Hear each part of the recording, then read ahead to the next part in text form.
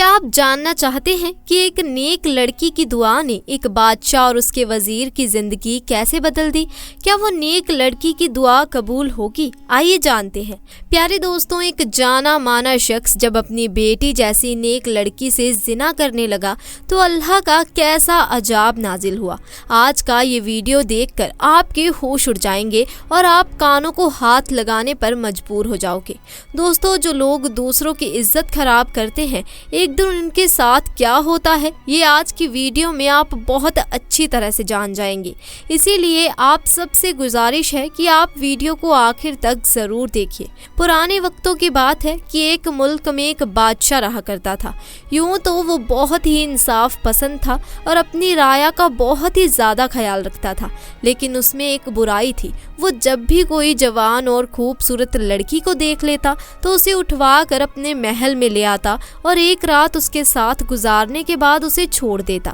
ایسا کرنے سے اس کی خواہش تو پوری ہو جاتی، لیکن اس لڑکی کی زندگی خراب ہو جاتی۔ بادشاہ کا شکار بننے والی زیادہ تر لڑکیاں زندگی بھر کے لیے یا تو صحنی مارزہ بن جاتی یا پھر اپنی زندگی خود ہی ختم کر لیتی تھی۔ اس کے پیچھے کی وجہ یہ تھی کہ بادشاہ طاقت کے لیے خاص قسم کی دوا کا استعمال کرتا تھا، اور جس پر بھی وہ دوا اثر کر جاتی تھی اس کا نتیجہ کچھ ہی دنوں میں بہت تباہ ہو جاتا تھا۔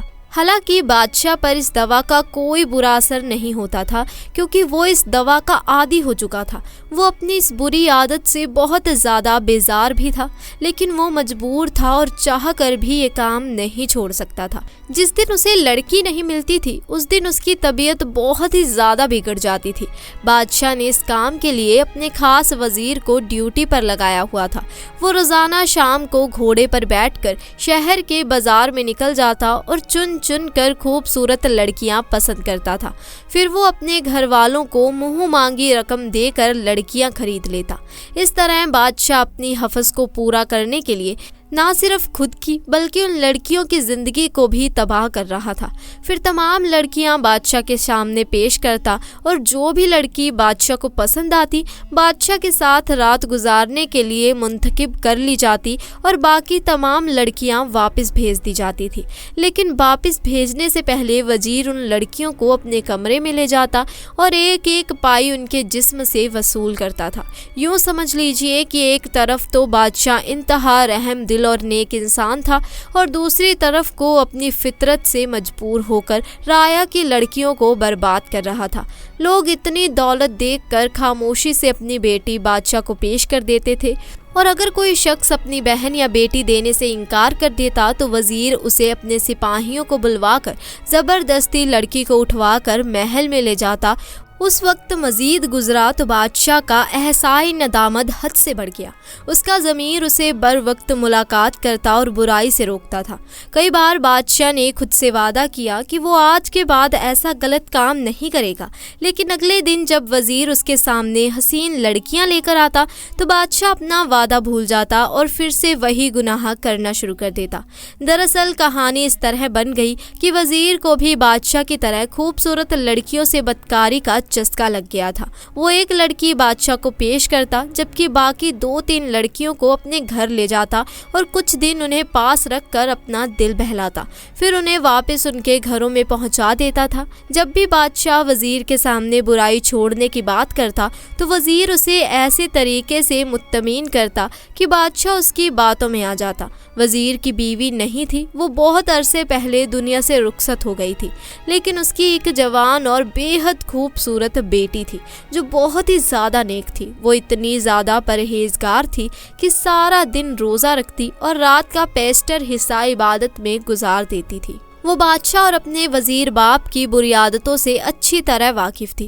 وہ ہر وقت ان کو ہدایت کے لیے دعا کرتی اور دل ہی دل میں ان کی ساری لڑکیوں کے بارے میں سوچا کرتی تھی جو اس کے وزیر باپ اور بادشاہ کی ہوس کا شکار بن کر اپنی زندگیاں برباد کر بیٹھی تھی۔ وہ تو بہت پریشان اور اداس ہو جاتی، لیکن وہ اپنے باپ کو سمجھا بھی نہیں سکتی تھی क्योंकि वो खुद एक जवान लड़की थी और किस तरह अपने मुंहों से अपने बाप से ऐसी बातें करती, लिहाजा वो सिर्फ उनकी हिदायत के लिए दुआ ही कर सकती थी, तो वो करती रहती थी। एक दिन बादशाह का दिल बहुत ही बेचैन था। वो सारे काम धंधे छोड़कर खामोशी से महल की छत पर चढ़ आया और आसपास का नज़ारा देखने लगा कि अचानक उसके कानों में किसी लड़की के रोने की आवाज़ आई। तो वो हैरान हो गया और आगे बढ़कर उसने आवाज़ की तरफ झांका तो क्या देखा कि साथ वाला घर जो कि उसके वजीर का था, वहाँ सहन के बीच एक जवान लड़की और इंतहाई खूबसूरत लड़की जा नमाज पर बैठी दुआ मांग रही थी और साथ साथ हिचकियों में रो रही थी। बादशाह का तेजस्वी इंतहा को पहुंच गया और वो कान लगाकर सुनने लगा कि लड़की दुआ में क्या मांग रही है। फिर उसकी हैरत की इंतहा रही जब उसने सुना कि वो खूबसूरत लड़की रो रो कर उसके और अपने बाप की हिदायत की दुआ मांग रही थी। बादशाह उस लड़की की दुआ सुनने में इतना मुश्किल हो गया कि उसे पता ही नहीं चला कि वो भी हिचकियों में रोने लग गया। उसका दिल पलट चुका था और उसने वहाँ खड़े खड़े सच्चे दिल से तौबा कर ली थी और दिल में इरादा कर लिया था कि वो आज के बाद किसी भी लड़की के साथ गुनाह नहीं करेगा, चाहे वो मर ही क्यों ना जाए। वो कबूलियत की घड़ी थी, शायद कि उसकी दुआ कबूल हो गई। फिर उस लड़की ने जानमाज समेट ली और उठकर कमरे में चली गई। बादशाह ये तो जानता था कि ये घर उसके वजीर का है, लेकिन उसको ये नहीं पता था कि वो खूबसूरत लड़की कौन है जो रो रो कर उसकी हिदायत के लिए दुआ कर रही थी। बादशाह ने फातिमा को बुलाया और उस लड़की का हुलिया बताकर उसके बारे में पूछताछ की। फिर फातिमा ने जवाब दिया, हुजूर, ये तो आपके वजीर की इकलौती बेटी है जो इंतहाई इबादत गुजार है। बादशाह को मजीद को जानने की ज़रूरत नहीं थी क्योंकि वो अपनी आंखों से सब कुछ देख चुका था। वो महल की छत से नीचे उतरा तो उसका दिल क्यों हल्का फुल्का हो गया, जैसे उसने कभी कोई गुनाह किया ही ना हो। बादशाह ने इस वक्त सदका किया और बहुत से गरीबों में खाना तकसीम किया। जब शाम हुई तो बादशाह का वजीर 3 खूबसूरत लड़कियां लेकर उसकी खिदमत में हाजिर हुआ और कहने लगा कि हुजूर, इनमें से एक अपने लिए पसंद कर लीजिए। लेकिन बादशाह सच्ची तौबा कर चुका था, लिहाजा उसने वजीर को सख्ती से मना कर दिया कि आज के बाद तुम मेरे लिए कोई लड़की नहीं लाओगे। इन तीनों को इज्जत के साथ उनके घरों में छोड़ो। ये सुनकर वजीर परेशान हो गया और सोचने लगा कि अगर बादशाह ने इस काम से सच्ची तौबा कर ली तो वो मुफ्त में हसीनो जमीन लड़कियों से कैसे लुफ्त हासिल करेगा। बादशाह को कायल करने लगा कि ये काम आपका हक है और ये काम तो आप हमेशा से करते आए हैं।